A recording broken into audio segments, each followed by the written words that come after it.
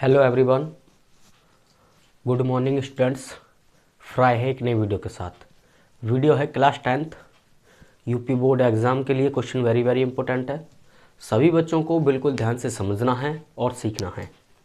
Question है आपका, यदि बिंदु ए 5, बिंदु बी -3, -2 तथा बिंदु सी -1, 8 त्रिभुज ABC के शीर्ष हैं। तो बच्चों हमें एक त्रिभुज बनाना है। ये A शीर्ष हो गया, ये आपका B शीर्ष और ये C शीर्ष। शीर्ष A है हमारे पास 5, -1। शीर्ष B है हमारे पास -3, -2। शीर्ष C -1, 8। ठीक है बच्चों।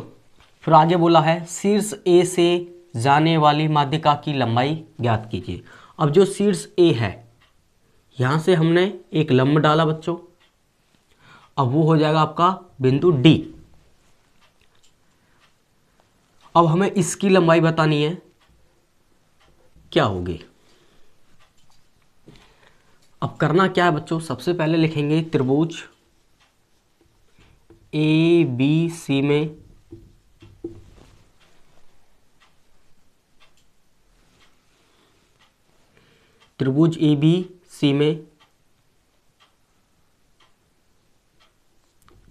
भुजा BC का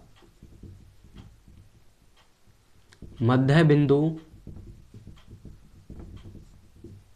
D है। अब जो आपकी भुजा है BC, इनका मध्य बिंदु आपका D है। बात समझ में आ रही है सही बच्चों को।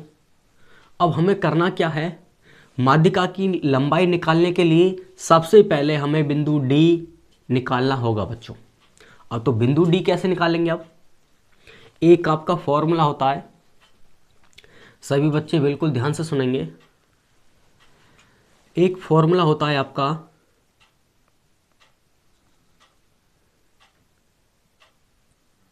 x1 + x2 upon 2, y1 + y2 upon 2। ये आपका फॉर्मूला होता है, सभी बच्चों को बिल्कुल ध्यान से समझना है। तो अब क्या काम करेंगे, x1 y1, x2 y2। अब वैल्यू पुट करोगे आप। x1 की वैल्यू हमारे पास -3 प्लस -1/x2 की वैल्यू -1 और अपॉन 2। उसी प्रकार y1 की वैल्यू है आपके पास -2 और +8 अपॉन 2। आपका हो जाएगा -4/2, 6 अपॉन 2। डिवाइड करोगे तो -2, 3। ये आपका बिंदु हो जाएगा D।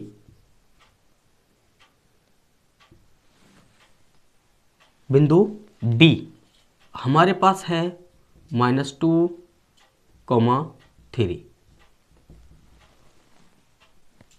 ठीक है बच्चों। अब हमें करना क्या है, अब हमें बिंदु A तथा D के बीच की दूरी निकालनी है। बिंदु A तथा BOD के